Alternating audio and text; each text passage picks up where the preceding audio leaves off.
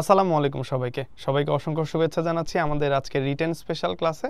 আজকে হচ্ছে আমরা ফিজিক্স সেকেন্ড পেপারের চ্যাপ্টার নাম্বার 9 অ্যাটমিক মডেল মানে পরমাণু মডেল এবং নিউক্লিয়ার ফিজিক্স, সেখান থেকে একটু কথা বলার চেষ্টা করব।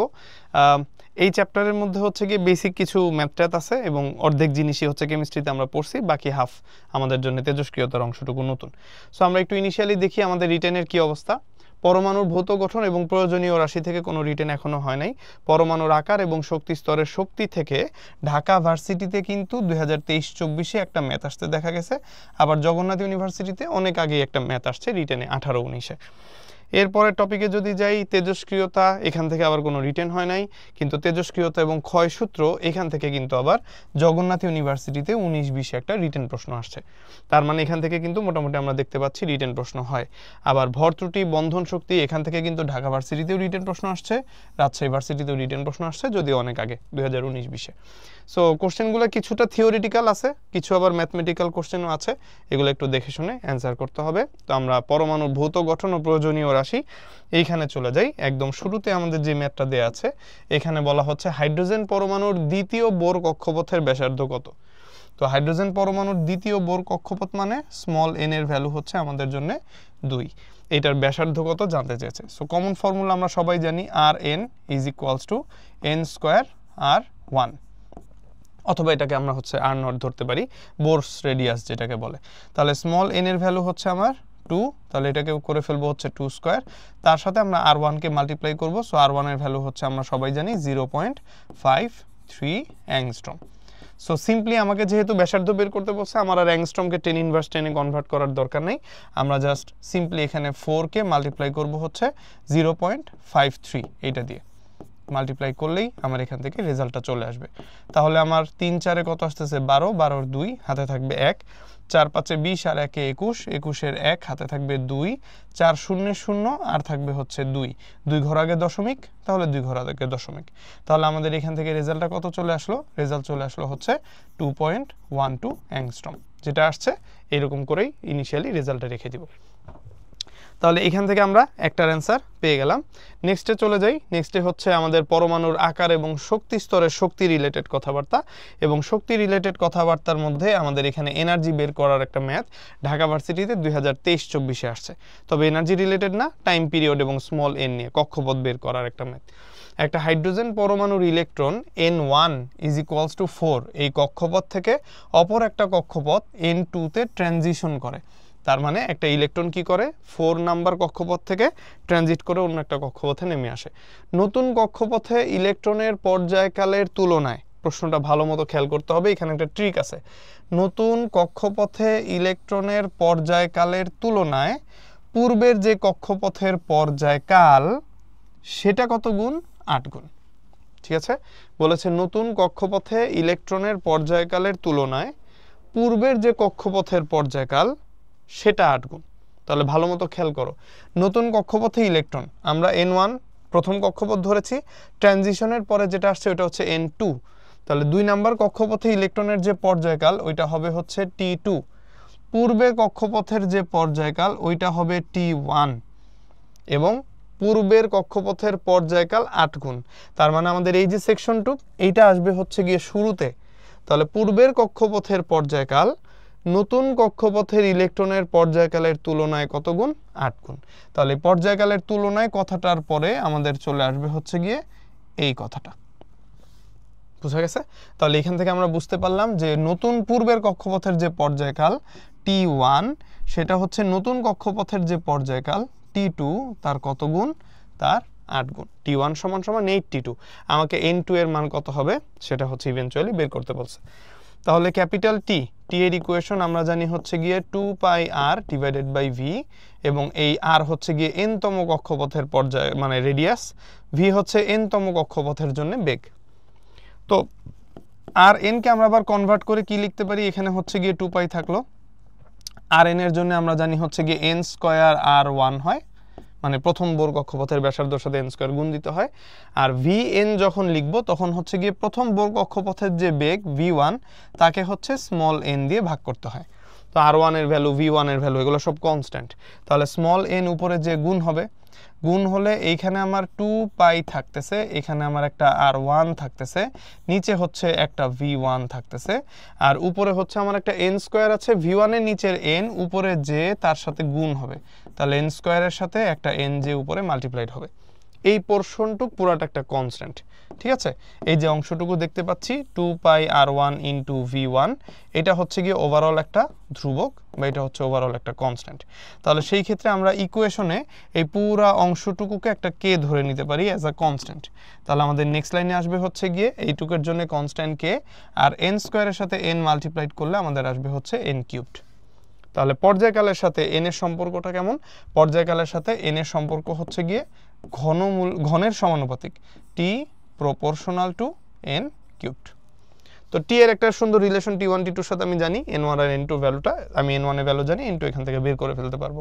তাহলে সেই ক্ষেত্রে আমরা এখান থেকে লিখতে পারি হচ্ছে t2 divided by t1 is equals to n2 divided by n1 bracket whole cubed.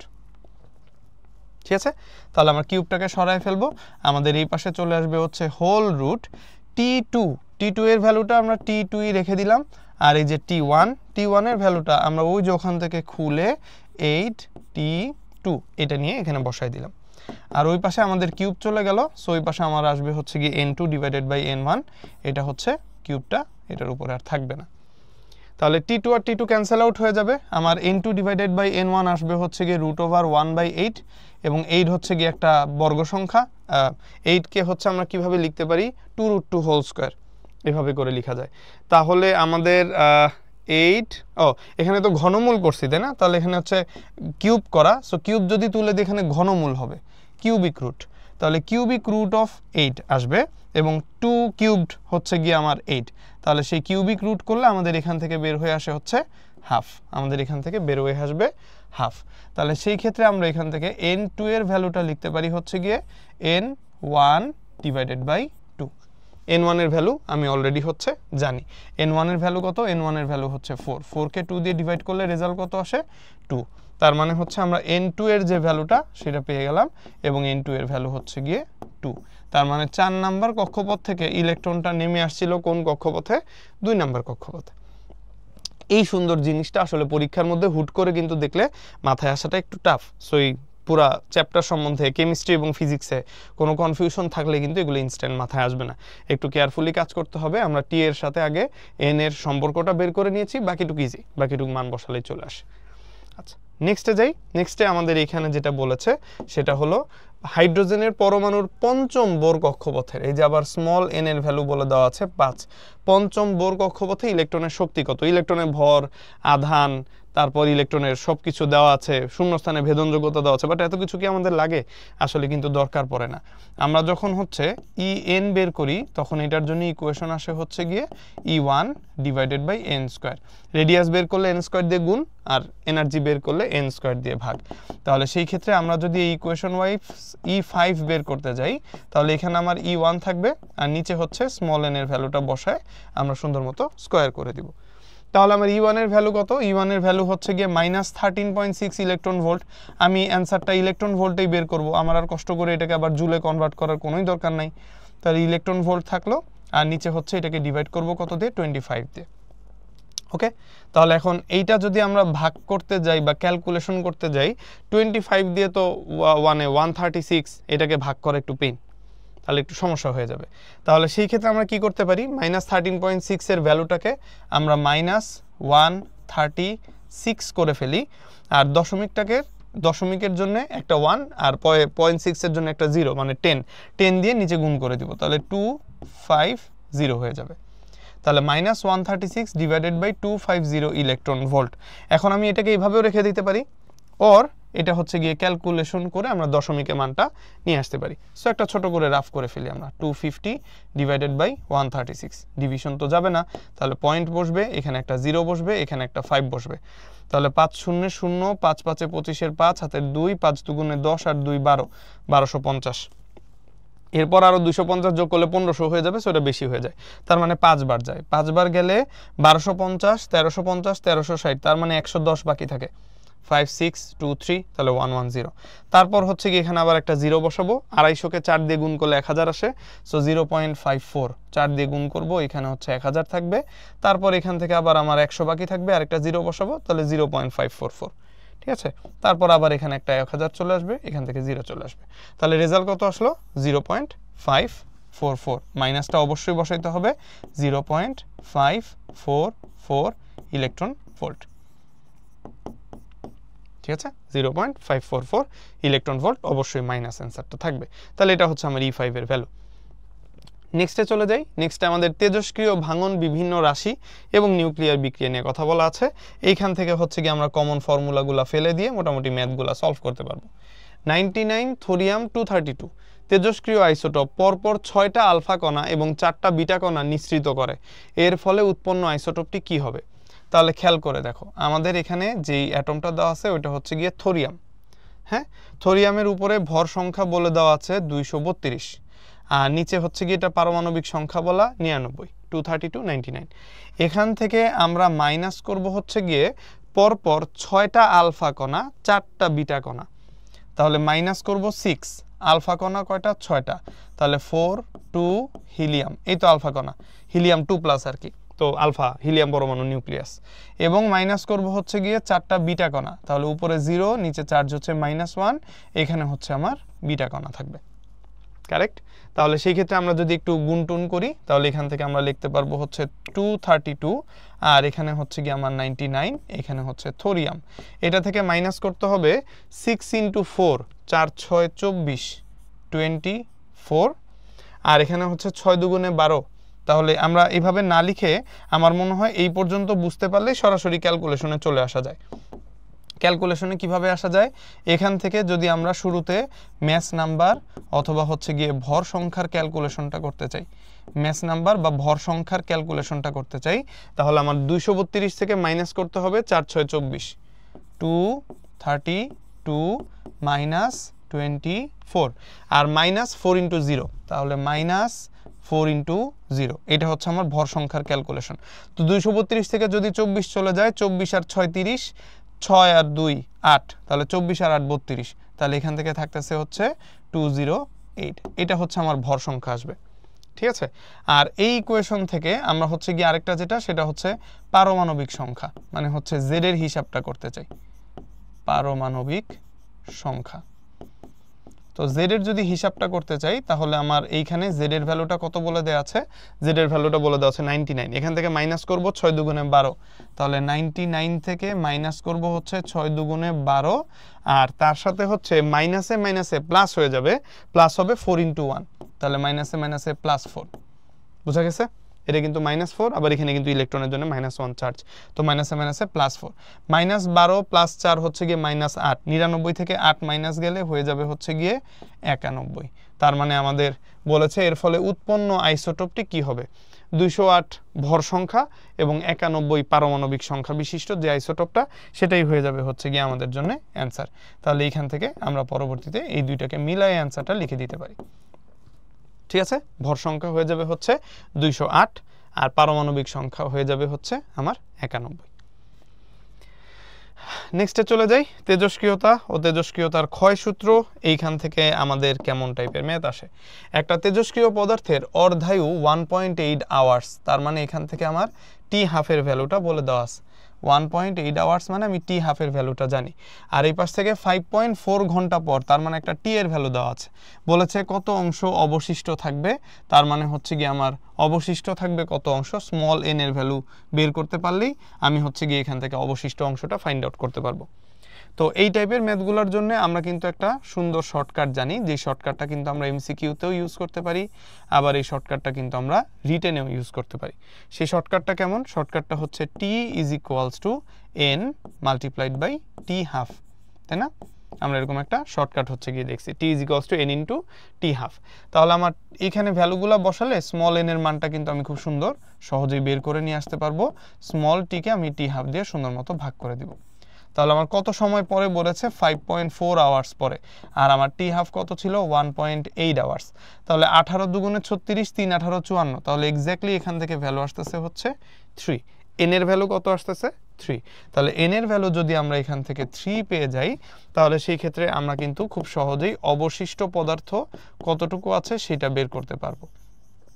তো আমাদের বলেছে যে অবশিষ্ট থাকবে কত অংশ, তাহলে যদি আমাদের অবশিষ্ট অংশ বের করতে হয় ওই যে আমরা স্মল n এর ভ্যালুটা যদি জেনে যাই, স্মল n এর ভ্যালুটাকে আমরা অবশিষ্ট অংশ 1/2 টু দি পাওয়ার n হিসেবে বসাই, তাহলে 1/2 স্মল n এর ভ্যালু হচ্ছে কিউবড, তাহলে এখান থেকে 1/8 এইটুক হচ্ছে গিয়ে আমার অবশিষ্ট অংশের পরিমাণ, মানে 1/8 অবশিষ্ট থাকবে।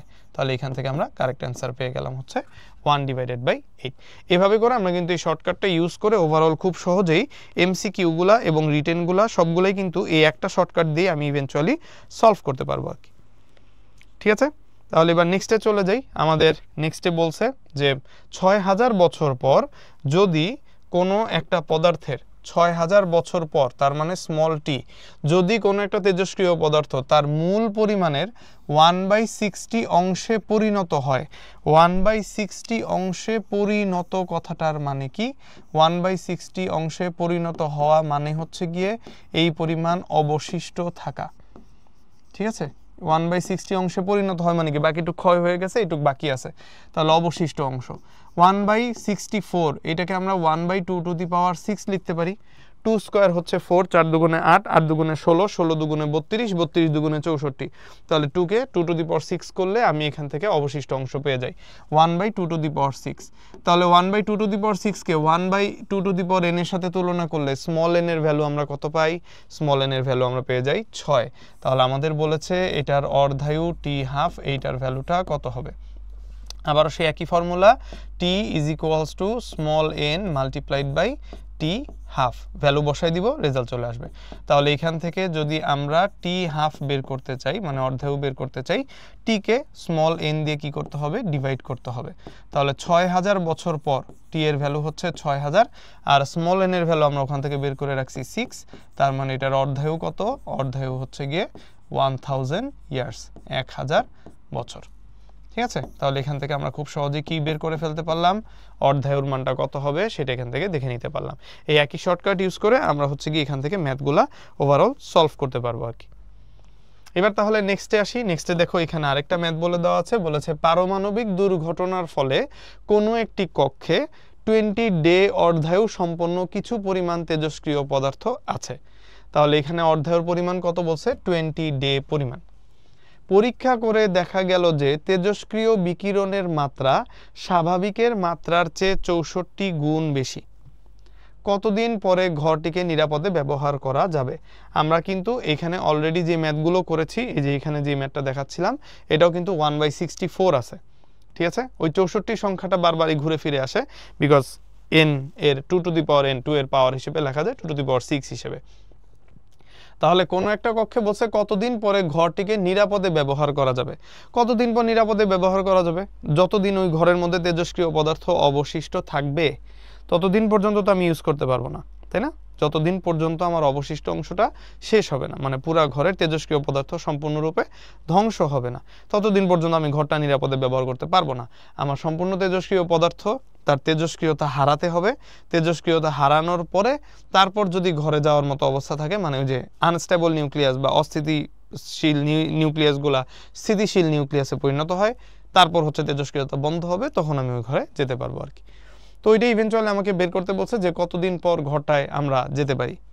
তো আবার আগের মতোই দেখো, অঙ্ক কিন্তু বেসিক্যালি সেম, ঘুরায় ফিরায় অনেকভাবে বলা, বাট আমি যখন অর্ধায়ু দেখতে পাচ্ছি 20 দিন, তার মানে আমি অলরেডি যেটা জানি সেটা হচ্ছে গিয়ে t½ আবার তেজস্ক্রিয় বিকিরণের মাত্রা স্বাভাবিক মাত্রার চেয়ে 64 গুণ বেশি, এই যে 64 গুণ স্বাভাবিক মাত্রার চেয়ে বেশি হবে।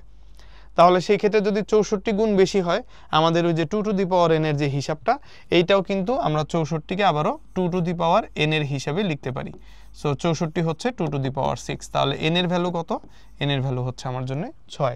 সো আবারও কতদিন পরে, তার মানে আমাকে একটা নির্দিষ্ট টাইম বের করতে বলছে, যেই টাইমের পরে আমার মোটামুটি হচ্ছে সম্পূর্ণ অংশটাই নালিফাই হয়ে যাবে।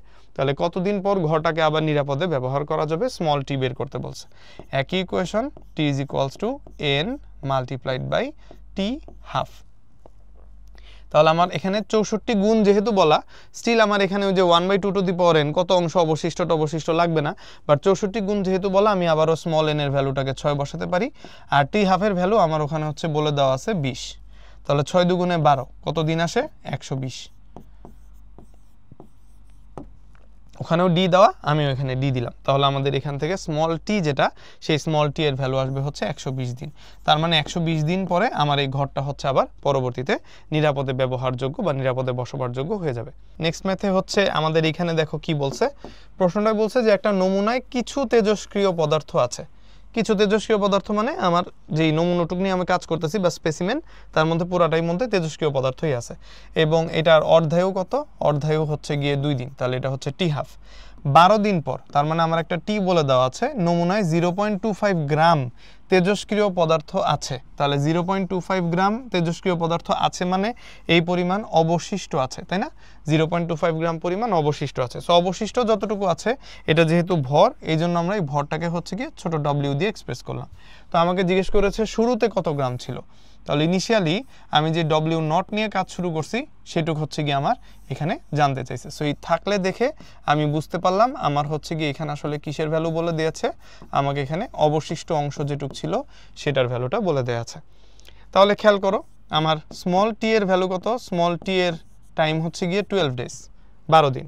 এবং এই 12 দিনকে আমি হচ্ছে গিয়ে এরকম করে লিখতে পারি 2 ইন্টু আমাদের অর্ধায়ু কত? অর্ধায়ু হচ্ছে গিয়ে 6 দিন।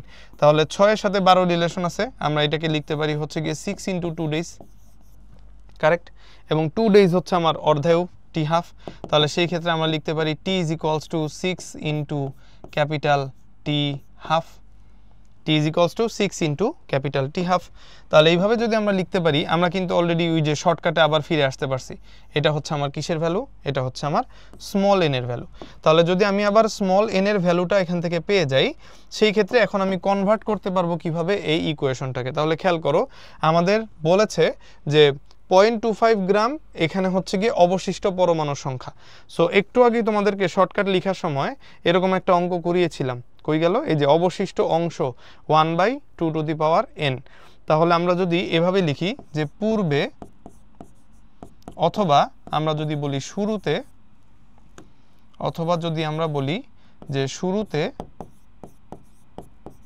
W নট পরিমাণ তেজস্ক্রিয় পদার্থ থাকলে, W নট পরিমাণ পদার্থ থাকলে টি সময় পরে অবশিষ্ট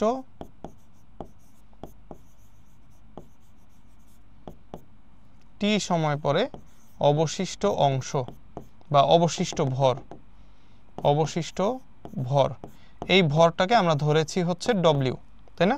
তাহলে শুরুতে ডাব্লিউ নট পরিমাণ বা ডাব্লিউ নট ভরের পদার্থ থাকলে, ডাব্লিউ নট পরিমাণ না বলে আমরা এখানে সরাসরি স্পেসিফাই করে দিই যে ডাব্লিউ নট ভরের পদার্থ থাকলে টি সময় পরে আমাদের যে অবশিষ্ট ভর ডব্লিউ হবে, সেই অবশিষ্ট ভর ডব্লিউ হবে হচ্ছে গিয়ে 1/2n মাল্টিপ্লাইড বাই আমাদের শুরুতে যেই ভর ছিল টোটালটা ডাব্লিউ নট, সেটা, তাই না?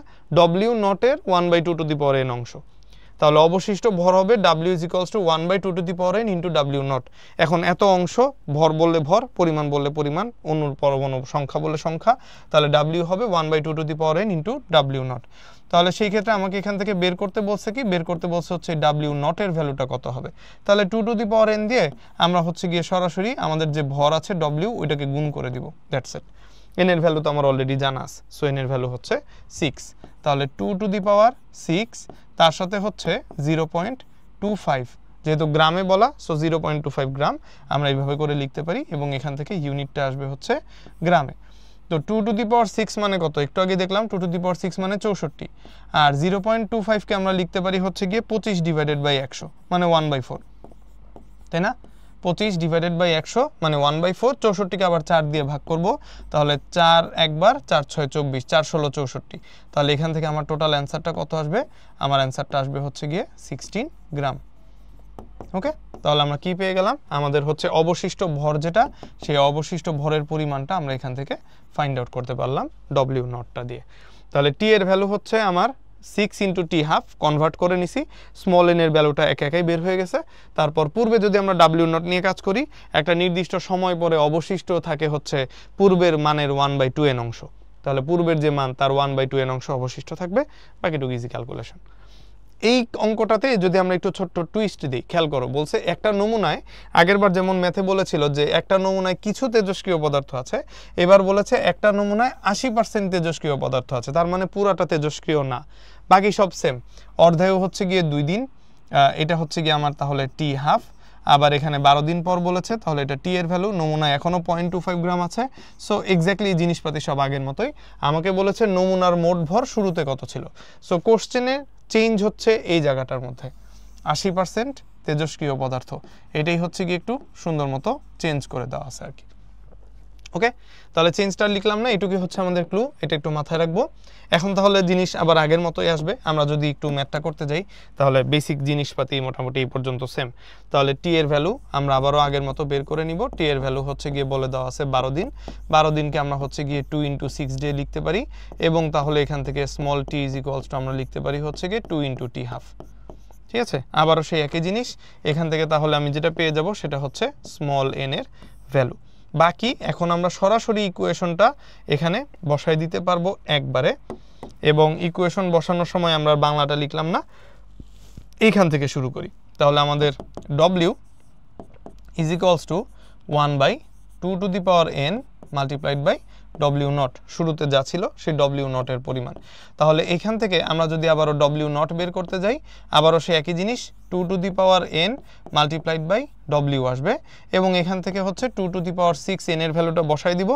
এই n এর ভ্যালু হচ্ছে, সরি, n এর ভ্যালু তো 6 × 12, এটা হচ্ছে গিয়ে 6 × 12, n এর ভ্যালু বসাবো হচ্ছে আমাদের এখানে টি হাফ হচ্ছে 2 দিন, তাহলে এখানে হচ্ছে 6 × 2 ডেজ, এবং 2 ডেজ হচ্ছে টি হাফ, তাহলে এটার ভ্যালু হচ্ছে n এর ভ্যালু হচ্ছে 6, তাহলে 2⁶, তার সাথে আমরা গুণ করব হচ্ছে গিয়ে শুরুতে যে 0.25 গ্রাম ছিল, এবং গুণ করলে ফাইনাল রেজাল্ট কত আসে সেটা তো তোমরা অলরেডি দেখতেছো, 16 গ্রাম।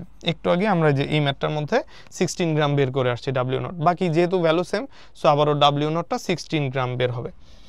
এখন একটু এখানে বোঝার ব্যাপার আছে, সেটা হচ্ছে আগের প্রশ্নের মধ্যে আমাদের বলেছিল কিছু তেজস্ক্রিয় পদার্থ আছে, আর এবার বলছে হচ্ছে সম্পূর্ণ নমুনার মধ্যে 80% হচ্ছে এই তেজস্ক্রিয় পদার্থ।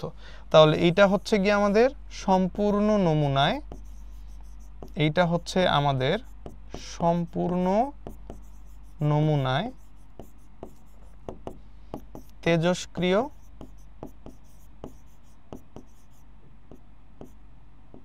তেজস্ক্রিয় পদার্থের পরিমাণ।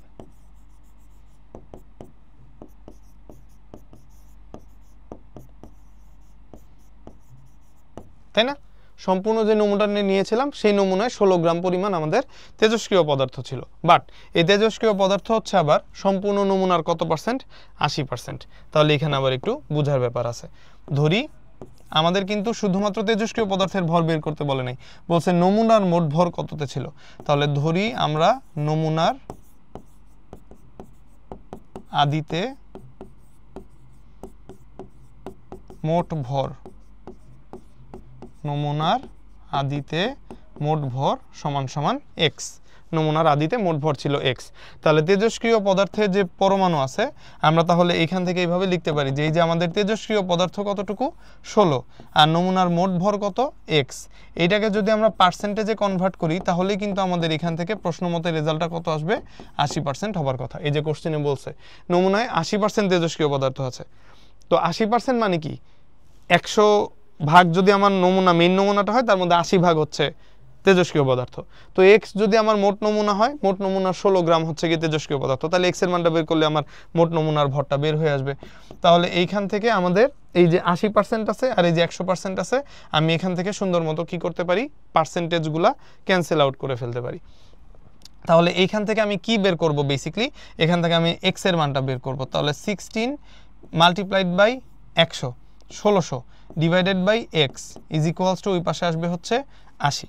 তাহলে এখান থেকে আমরা সুন্দর মতো x এর ভ্যালুটাকে ফাইন্ড আউট করে ফেলতে পারবো। 1600কে জাস্ট 80 দিয়ে যদি আমরা ডিভাইড করি, তাহলে x এর ভ্যালুটা আসবে হচ্ছে গিয়ে 1600 ডিভাইডেড বাই 80 বা 160 ডিভাইডেড বাই 8, 160কে 8 দিয়ে ভাগ করলে 8 দুগুণে 16 20 আসে। তাহলে x ইজ ইকুয়ালস টু কত গ্রাম আসে? x ইজ ইকুয়ালস টু 20 গ্রাম। তার মানে 100 গ্রাম যদি আমরা 80% তেজস্ক্রিয় পদার্থ মানে 100 গ্রামের নমুনায় 80 গ্রাম তেজস্ক্রিয় পদার্থ। তার মানে আমরা আসলে কতটুকু নমুনা নিয়েছিলাম? 20 গ্রাম। তার মধ্যে কত গ্রাম হচ্ছে কি তেজস্ক্রিয় পদার্থ ছিল? এই 80%। 20 গ্রামের 80% হচ্ছে 16 গ্রাম। ওকে, তাহলে এখান থেকে ভ্যালুটা ফাইন্ড আউট করতে পারলাম। নেক্সটে চলে যাই। নেক্সটে হচ্ছে ভর ত্রুটি, বন্ধন শক্তি, ফিশন, ফিউশন। এগুলা থেকে তেমন খুব একটা ম্যাথ আসতে দেখা যায় নাই। ঢাকা ভার্সিটিতে 19-20 একটা কোশ্চেন আসছে যে একটা স্থির থোরিয়াম নিউক্লিয়াস যেটার ভর সংখ্যা Z দেওয়া আছে, ইনট গতিশক্তির একটা আলফা কণা নির্গত হয়। তো স্থির থোরিয়াম নিউক্লিয়াসটা ভাঙে, এখান থেকে ইনট গতিশক্তির আলফা কণা নির্গত হয়। বিক্রিয়াম রেডিয়াম নিউক্লিয়াসের গতিশক্তি কত সেটা হচ্ছে আমার কাছে বের করতে বলছে। তাহলে ইনট গতিশক্তির একটা আলফা কণা, তার মানে হচ্ছে আলফা কণার যে গতিশক্তি সেটা হচ্ছে আমার ইনট। এখন এইখানে একটা স্থির থোরিয়াম পরমাণু ছিল। এই স্থির থোরিয়াম পরমাণুটা কি হলো? চারপাশে এরকম বার্স্ট হলো। বার্স্ট হওয়ার পরে যে ঘটনাটা ঘটলো সেটা হচ্ছে এইখান থেকে দুইটা কণা বের হলো। এখানে একটা কণা, এখানে একটা কণা। সো একটা বের হলো হচ্ছে কি আমরা ধরলাম রেডিয়াম, আর এখানে যেটা বের হয়েছে এটা হচ্ছে গিয়ে আলফা। রেডিয়াম দৌড় দিল এদিক বরাবর, আমরা ধরলাম রেডিয়ামের বেগ হচ্ছে গিয়ে ভি অফ রেডিয়াম, আর আলফাটা হচ্ছে গিয়ে এদিক বরাবর দৌড় দিল, কারণ বলছে যে একটা আলফা কণা নির্গত হয়। তো থোরিয়াম থেকে যদি একটা নির্দিষ্ট গতিশক্তির আলফা কণা নির্গত হয়, সো অবভিয়াসলি ও যেহেতু স্থির ছিল, শুরুতে কোনো ভরবেগ ছিল না, তাহলে আলফা কণা যেদিকে দৌড় দিবে রেডিয়াম অবশ্যই তার উল্টা দিকে দৌড় দিবে, কারণ ভরবেগ সংরক্ষিত থাকতে হবে। সো আলফা এদিকে, রেডিয়াম এদিকে। আমি এখান থেকে কনফিডেন্টলি দুই পাশে ডিরেকশন দিতে পারলাম, এবং এটার ভেলোসিটি হচ্ছে ভি আলফা। তাহলে আমাদের এখানে থোরিয়াম ছিল, থোরিয়াম হচ্ছে গিয়ে ভাঙছে। থোরিয়ামে শুরুতে কোনো রকমের বেগ ছিল না, এবং এই থোরিয়াম থেকে পরবর্তীতে হচ্ছে রেডিয়াম আর আলফা, এখান থেকে দুইটা পার্টিকেল বের হয়েছে। শুরুতে যদি ভরবেগ সংরক্ষিত থাকে, পরেও ভরবেগ সংরক্ষিত থাকা উচিত। সো আলফা যেদিকেই বেগ যাক, যেই বেগেই যাক আলফা, যেই ডিরেকশনে যাবে রেডিয়ামকে উল্টা ডিরেকশনে যেতে হবে, নাহলে ভরবেগ সংরক্ষিত থাকবে না। তো আমি এদের ভরগুলা হচ্ছে এখানে বেগগুলা লিখে রাখলাম, আর এদের ভরগুলাও ধরে নিই। রেডিয়ামের জন্য ভর হচ্ছে গিয়ে এম অফ রেডিয়াম, আর আলফার জন্য ভর হচ্ছে গিয়ে এম অফ আলফা। সো আলফার জন্য এনার্জি ই অফ আলফা নেওয়া আছে। আমাকে বলছে রেডিয়াম নিউক্লিয়াসের গতিশক্তি কত, সো আমাকে বেসিকলি ই অফ রেডিয়াম কত হবে এইটা হচ্ছে ইভেনচুয়ালি এখান থেকে ফাইন্ড আউট করতে বলছে আর কি। এটা হচ্ছে গিয়ে আমার মোটামুটি টার্গেট। তাহলে এখন এখানে চিন্তা করো, আমরা যদি ভরের সাথে বেগের সম্পর্ক চিন্তা করি, তাহলে আমরা কি জানি? Half M V square kinetic এনার্জির জন্য। তাহলে কাইনেটিক এনার্জির জন্য ই ইজ ইকুয়ালস টু আমরা জানি হচ্ছে গিয়ে হাফ এম ভি স্কোয়ার, এরকম একটা ফর্মুলা আসে। হাফ এম ভি স্কোয়ার আমরা একটু পরে আসি। এখানে যেহেতু প্রথমে আমরা বলে নিলাম যে আমাদের কি হবে, দুইটা দুই দিকে যাচ্ছে, কিসের জন্য? ভরবেগের সংরক্ষণশীলতার জন্য। তাহলে আমরা এখানে সরাসরি আগে ভরবেগের সংরক্ষণশীলতা অ্যাপ্লাই করি। তাহলে আমরা এখানে শুরুতেই হচ্ছে গিয়ে ভরবেগের সংরক্ষণ, এটার জন্য যে ইকুয়েশন আসে সেটা হিসাব করি। শুরুতে আমাদের থোরিয়ামের যে ভরবেগ ছিল, মোমেন্টাম অফ থোরিয়াম, সেই মোমেন্টাম অফ থোরিয়াম যা থাকবে পরবর্তীতে হচ্ছে এই দুইটার ভরবেগের যোগফল তাই আসবে, তাই না? তাহলে দুইটার বেগ যেহেতু দুই ডিরেকশনে, সো আমার রেডিয়ামের ভরবেগ, ওর ভরবেগ দুইটা হচ্ছে গিয়ে আমাকে আলাদা করে বের করে নিতে হবে আর কি। তাহলে ভরবেগ মোমেন্টাম অফ রেডিয়াম, আর হচ্ছে গিয়ে মাইনাস ভরবেগ মোমেন্টাম অফ আলফা। মাইনাস দিলাম কেন? কারণ দুইটা বেগ দুই দিকে, সো ভরবেগ দুই দিকে আসবে। শুরুতে আমার থোরিয়ামটা স্থির অবস্থায় ছিল 0, তাহলে মোমেন্টাম অফ রেডিয়াম হবে হচ্ছে গিয়ে রেডিয়ামের ভর, তার সাথে গুণ হবে হচ্ছে গিয়ে রেডিয়ামের বেগ, মাইনাস এইখানে গুণ হবে আলফার ভরের সাথে আলফার বেগ, তাহলে ভি আলফা। এবার তাহলে একটাকে এই পাশে নিয়ে আসি। এই পাশে নিয়ে আসলে আমরা পেয়ে যাব হচ্ছে গিয়ে এম আলফা, আমরা পেয়ে যাব হচ্ছে গিয়ে এম আলফা ভি আলফা, আর ওই পাশে আমরা পেয়ে যাব হচ্ছে গিয়ে M radium V radium, M radium V radium. তাহলে এইখান থেকে আমরা দুইটা রেশিও বানাইতে পারি। যদি রেশিও বানাই তাহলে এখান থেকে আমরা পেয়ে যাব হচ্ছে গিয়ে V alpha divided by V radium, okay নিচে নিয়ে আসলাম। ওই পাশে তাহলে আমাদের চলে আসবে হচ্ছে M radium divided by M alpha, তাই না? তাহলে এখান থেকে আমরা আমাদের যে গতিশক্তি আছে সেই গতিশক্তির ইকুয়েশনটাকে ক্যালকুলেশন করছি, এবং এইখান থেকে আমরা বেসিক যে ফর্মুলাটা আছে সেটার ভ্যালুটা আমরা এখান থেকে বের করে নিলাম আর কি। তাহলে আলফার জন্যে আমাদের এইখানে ভি আলফা আছে, এই ভি আলফার ভ্যালুটা যদি আমরা একটু ফাইন্ড আউট করতে চাই ভি আলফা, তাহলে সেই ক্ষেত্রে আমরা এখান থেকে ভি আলফার ভ্যালুটা পাবো হচ্ছে M of radium divided by M of alpha multiplied by এই যে ভি অফ রেডিয়াম ওই পাশে যে গুণ হবে, তাহলে ভি অফ রেডিয়াম আমরা ওই পাশে নিয়ে গুণ করে দিলাম। ওকে, তাহলে এটা কি বের হয়ে গেল আমার? এটা হচ্ছে ভি আলফা বের হয়ে গেল। ভি আলফা যদি বের হয় তাহলে সেই ক্ষেত্রে আমরা এখন আলফার যে গতিশক্তি ই আলফা এটাকে ফাইন্ড আউট করতে পারি, অথবা রেডিয়ামের গতিশক্তি ফাইন্ড আউট করতে পারি। আমরা তাহলে ই অফ রেডিয়ামটা বের করি আগে। ই অফ রেডিয়াম যদি বের করতে চাই তাহলে আমাদের এইখান থেকে half M V square use করতে হবে। হাফ এম অফ রেডিয়াম, তার সাথে বের করতে হবে হচ্ছে V of radium whole square. তাহলে দেখো আমার আসলে ভি আলফাটা লাগে না, ভি অফ রেডিয়ামটা লাগে। খুব ভালো কথা, এইখান থেকেই তাহলে বের করে ফেলা যাবে। আমরা তাহলে রেশিওটাই চেঞ্জ করে ফেলি, আমার ক্যালকুলেশনে সুবিধা হবে। তাহলে ভি অফ রেডিয়াম ওর নিচে যদি আমরা ভি অফ আলফাকে নিয়ে যাই তাহলে এই পাশে হচ্ছে M of alpha divided by M of radium চলে আসবে।